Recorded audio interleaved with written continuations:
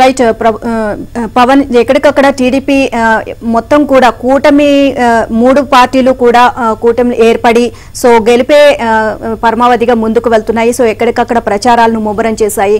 So ఈ YCP ప్రభుత్వం కూడా దిగిపోవాలి, కూటమి రావాలి అని చెప్పేసి 3 పార్టీలు సో జనంలోకి వెళ్లి ప్రచారాన్ని ముమ్మరం చేస్తున్నారు. ఈ నేపథ్యంలో టీడీపీ ఇప్పుడు గెలిపే లక్ష్యంగా 5 అసెంబ్లీ అభ్యర్థులను టీడీపీ నాయకత్వం మార్చింది. సో దీనికి సంబంధించి కూడా మనకి అప్డేట్స్ అందుతున్నాయి.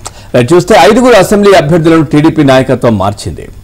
వెంకటగిరి, ఉండి, మాడుగుల, పాడేరు, మడకశిర స్థానాల్లో ఈ మార్పులు జరిగాయి. ఉండి ఎమ్మెల్యే మంతెన రామరాజు స్థానంలో నర్సాపురం ఎంపీ రఘురామకృష్ణరాజుకు అవకాశం దక్కింది.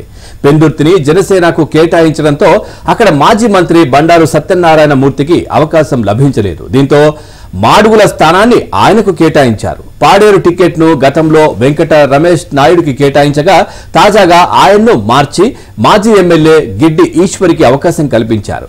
మడకశిరను సునీల్ కుమార్ స్థానంలో ఎంఎస్ రాజుకు కేటాయించారు. ఇక వెంకటగిరి స్థానాన్ని మొదట మాజీ ఎమ్మెల్యే కోరుగొండ్ల రామకృష్ణ కుమార్తె లక్ష్మి స్థాయి ప్రియకు కేటాయించారు. అయితే ఇప్పుడు రామకృష్ణనే ఖరారు చేసి బీఫామ్ అందించారు.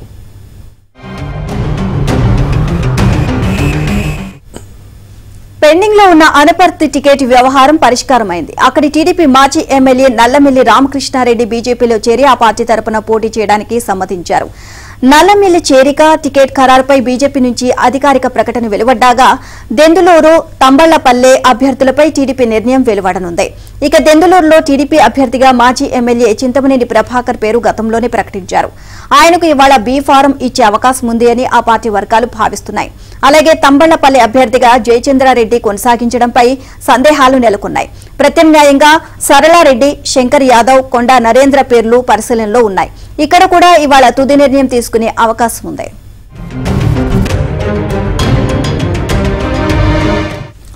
ఇంకోవైపు రఘురామరాజు కోసం ఉండి సీటు వదులుకున్న మంతెన రామరాజును నరసాపురం పార్లమెంట్ టీడీపీ అధ్యక్షుడిగా నియమిస్తూ పార్టీ రాష్ట్ర అధ్యక్షుడు అచ్చెన్నాయుడు ఓ ప్రకటన విడుదల చేశారు.